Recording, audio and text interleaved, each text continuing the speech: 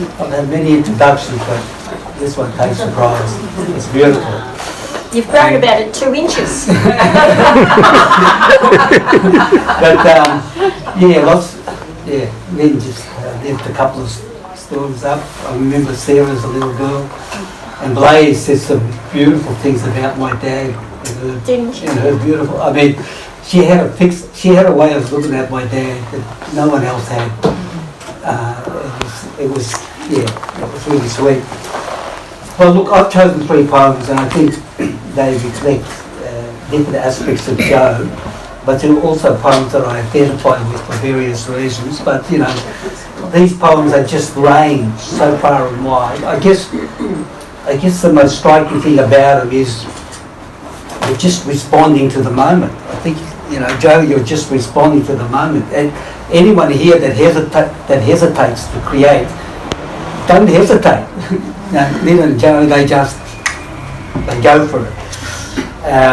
And what they produce is glorious. And so, you know, you have here, you know, humorous poems, you have playful poems, you have poems that are witnessing terrible events, love poems, very personal poems. And I think these 3 cover some ground, and each one of them means something to me for different reasons. So first one, the Tyger.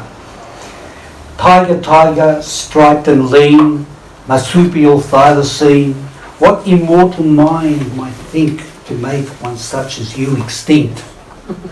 Blame the bounties, blame the dogs, blame the sawn and rolling logs, blame disease, the human slur. No one really knows for sure. Some say the last one of its kin went by the name of Benjamin. No proof of records of that tale. The photographs suggest female. In what bush, in what brush, in what dry eucalyptus? Nocturnal hunter, quiet and shy, hid like graceful symmetry. Tyger, Tyger, striped and lean, Marsupial, thylacine. Did we glimpse thee on that track? Perhaps a clone will bring you back. And now, the title poem at the Noisy Café, well, I really identify with this one for all kinds of reasons. I write, a lot of my writing is done in cafes, in noisy cafes, all kinds of cafes. This is a wonderful poem. This is really a wonderful poem. At the Noisy Café. He sits alone at the Noisy Café, old age a wound from a terrible knife. He was younger, it seems, just yesterday. The hair dye has hidden most of the grey. How suddenly it came, this change of life. He sits alone at the Noisy Café. A table for one, a vase and bouquet, without children, a companion or wife. He was younger, it seems, just yesterday. He gives friends photos of his younger days to help them recall him in kinder light. He sits alone at the Noisy Café. He's thrown so many early poems away, clearly too consumed with lust than to write. He was younger, it seems, just yesterday. Now almost transparent, thoughts far away, a breeze of eros sweeps past in the night. He sits alone at the Noisy Café. He was younger, it seems, just yesterday.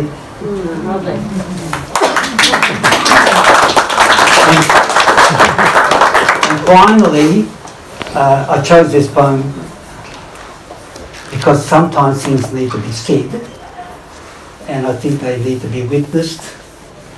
And 1 year ago, I was in Krakow, and then later Wrocław in Poland, and as you walked the streets, you saw the mothers and children who had just come across the border, and there I entered into many conversations with them. And yes, this is an extraordinary poem which reflects what was going on back then and is still going on now.